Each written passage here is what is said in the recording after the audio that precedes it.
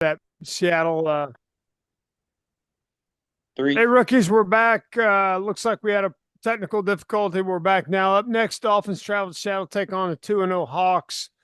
Loss of Tua hurt the Fins' chances here. Prayers to him and his family for complete recovery. Seahawks are favored by 6.5. The over/under set at 42. The left tackle Thompson is questionable, and given that the quarterback Thompson is a right-handed, that could be an issue. Thompson's 3-5 as a starter could pose some difficulty for the Fins for the rest of the season. Seahawks have had 5 sacks on the year. Would expect that number to go up, and that might be a good prop bet if it's at 1.5.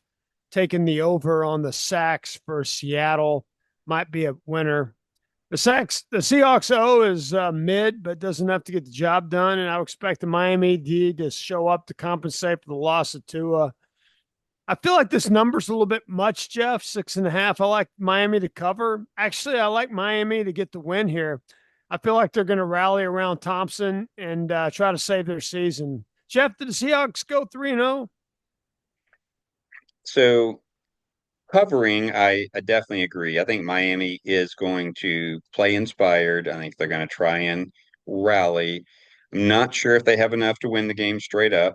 I'm going to feel more comfortable with the against the spread number. But my thought really is that they should just tank this season personally. So I'm going to start bringing that up now because I'm going to talk about it in future weeks, I'm sure. Miami needs a new quarterback. They don't have a really good backup, so I don't see him making the playoffs while Tua recovers. So if I were Miami, I would just play for next year and to grab a new quarterback. But I know they won't do that, and the players will rally this week. So I'm going to go Miami covers, Seattle wins straight up. All right. Well, I got the win with Miami on the road, and we'll talk about that in our straight up picks. Hey, next up, a shell shock 49ers team travels to LA to face off against the beat up Rams after their shellacking to the Cards last week. Puka and Cooper are out. The 49ers are road favorites by 7.5, and the over under set at 45 and a hook. McCaffrey's on IR for the 49ers, and that hurt last week as the offense could not really sustain drives. Their third down efficiency last week hurt them going 2-10. Expect that to get better against a questionable Rams front seven and expect them to pound Mason with the ball and balance that out with an aerial attack. I don't like anything about the Rams right now. I like the 49ers in this spot and feels like this is at least a 2-score win. Jeff, any value here on the home team Rams? Not because of the injuries. So normally, I think the Rams play San Francisco extraordinarily tough. They would normally get my nod to stay closer than a spreadsheet would suggest. But with the injuries, and yet onto that, really, there's two offensive linemen that are out for the Rams, and you don't have both your receivers. So I think Stafford's going to be in a world of hurt. And I don't think they're going to be able to do their normal magic to stay close to San Fran. I think it's a two-score game as well. So yeah, San Fran wins and covers. All right, 49ers winning the cover. Next up, Lions travel west to Arizona to take on the Hot Cards, favored by -3 on the road. With the over-under set at 51 and a hook, the bookies are sure giving the Lions some cred here and downplaying how well the Cards offense has played all year, putting up 28 and 41 points against the Bills and the Rams. Harrison got loose deep, and just as I highlighted in week one, this combo is going to produce 5 to 8 long touchdowns all season. That's why Harrison's on my fantasy team. Expect another one here. He's going to get loose behind that Lions secondary. The Lions lost a tough one at home and struggled in week one to a healthier Rams team. Give me the home team here, +3. Take the Cards. I also see this one getting over the 51. Jeff, can the Lions win here on the road? They can. I think this is another one of our divergent games. So I think the over is probably a good bet. I think they're both very capable offenses, and Detroit is going to be stinging from last week's loss, especially the coach. Coach kind of messed up last week, and he's a fiery kind of guy, so he's going to want payback. So I see definitely over the total. I see Detroit winning this one by, I actually think, a touchdown. So I'm going to go Detroit straight up and against the spread and taking the over. All right, you heard it here, rookies. Next up, Chiefs on the road in hot Atlanta. 5-0. I'm sorry, 4.5 favorites, and the over/under set at 46 and the hook for Sunday night. Chiefs won a close one against Cincy, but the Pacheco loss on to that injury, ankle injury, is going to be a problem. Mahomes was spectacular in the comeback. 2-0 since 16, both within the margin here. Pacheco and Clyde Edelaire are out for Atlanta. Out for the Chiefs. Atlanta's coming off a win in Philly and really need a win to keep pace with the surging Bucks and Saints here. I like Atlanta to keep this thing close. Feels like a field goal. They actually could win it at home, believe it or not, because I think the loss of Pacheco is going to be a bigger blow to the Chiefs. But I don't like betting against the Chiefs. I don't think anyone likes betting against the Chiefs. Jeff, who do you like here on Sunday night? We are in perfect alignment on this one. So Kansas City and Mahomes, I just can't bet for them to lose because they just seem to find a way when they need to. And I think this year, going for the three-peat Super Bowl champions, I think they're really motivated. So I think they're putting a lot into the regular season where maybe they wouldn't. But Atlanta had a good game last week, which I think their offense is starting to come together a little bit. They've got a lot of weapons. And Bijan Robinson still hasn't even scored a touchdown yet, which is weird because I think he's really good. So I think Atlanta keeps this one close. Kansas City finds a way in the end, though. So KC wins, Atlanta covers. Yeah, I'm guessing there's going to be a call late and the Chiefs win the game. Sorry about Could that, be an interference or something Zebras. coming up. Sorry about that, Zebras, but that's the way I see it. And it just happens to kind of just goes the Chiefs' way. Just that's how it All works right, out sometimes. point on that one though, because Cincinnati was really upset and What's that? they made Cincinnati fans made a big stink about the interceptions and big plays always being overturned because of some sort of pass interference and Mahomes being the benefit. So someone went and did the statistical analysis and found the person that's had the most negative plays or interceptions overturned in the last 3 years is Joe Burrow. Well, there you go. Hey, first of two Monday night games, 0-2 Jags need to win, travel to Buffalo to take on the Bills. And the Bills are favored by 5.5 at home, and they should be. They've been playing well.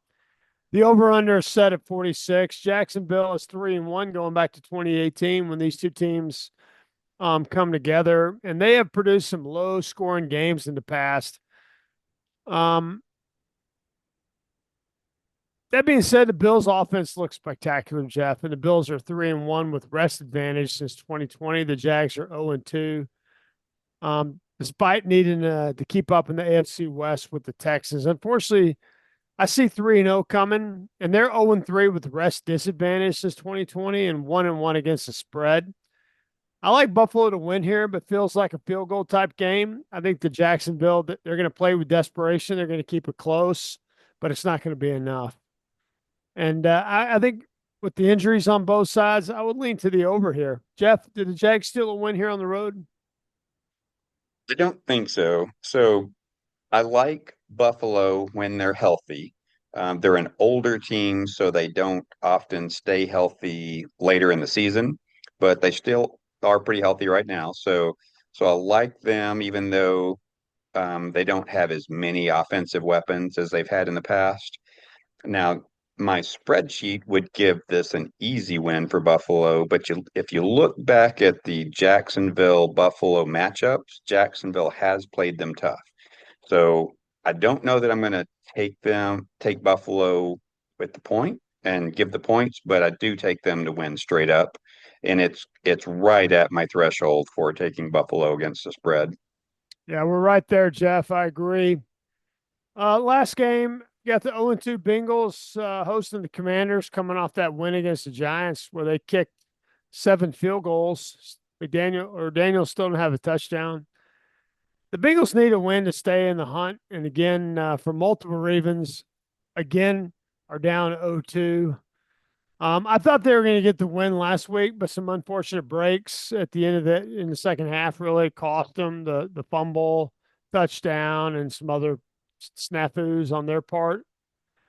The Bengals are heavy favorites here, 7.5. The over/under set at 47 and a hook. Daniels is still not throwing a TD this season, but played well in the Commanders' win. And if they're going to keep the pressure, and they kept the pressure on defensively with 5 sacks, so they need to fix that for Daniels. I expect them to continue to run as they've chalked up 215 yards on the ground and ate up 37 minutes of clock last week against the Giants. The time of possession leads me to the over.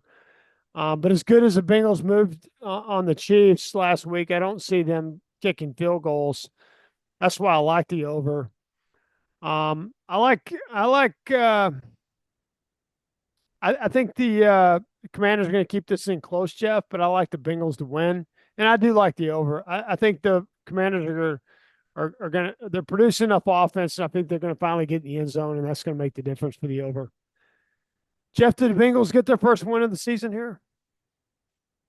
They do. So typically, the last couple of years with Joe Burrow starting, they've started the first 2 games, they've been terrible, and the third game has still been very sluggish. After week 3, they tend to take off. So if this was a tougher matchup, I would worry about Cincinnati. They're lucky that they have the Commanders here in a fairly easy game. So I think they do win it, but I think the Commanders are going to keep this one close. I see this probably about a 4-point game instead of a 7.5-point game. So yeah, Cincinnati to win, Washington to cover. All right. So looking at our free picks, I got the Cowboys and the Ravens over 47 hook. Jeff, your free pick? I've got the Raiders killing Carolina. Raiders killing Carolina minus 5.5. You're having to give up. All right, we're gonna get to our straight up picks, and we'll just go right down. Jeff, I got the Cowboys over the Ravens. I've got the Ravens. All right, I got the Jets over the Pats. Same. I got the Giants sneaking a victory over the Browns. I've got Cleveland. Yep, we're different there. I got the Titans over the Pack. Same. Okay, same. I Yes. got the Colts over the Bears. Yep, same. I got Texans over the Vikings. So this one was one of my close ones, but yes, I'm sticking with Houston too. We'll match. I got the Saints over the Eagles. Definitely. Yes.